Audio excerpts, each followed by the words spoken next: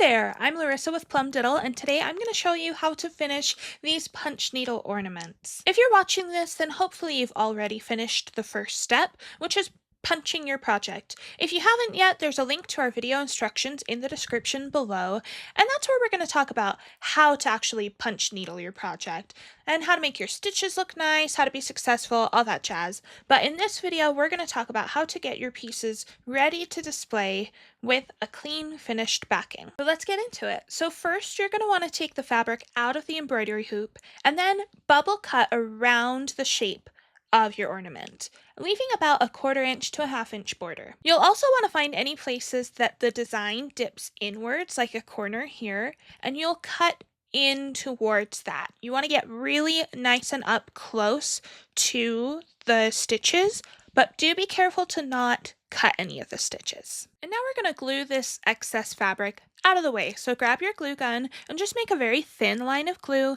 right on the edge of your design. Carefully fold the fabric over onto that line of glue and then press it down. Work a few inches at a time until your entire design has the excess fabric folded over. Once you have that done, you'll want to get your hanker string ready. So just take it and fold it in half, tie a little knot in the end, and then place it where you want the hanger to sit at the top of your ornament. And then grab that glue gun. We're going to do another line of glue around the entire perimeter of the design this time. Work kind of quickly so that the glue doesn't have a chance to dry, and then stick a sheet of felt onto that glue and press down around the edges so that it's on there really secure.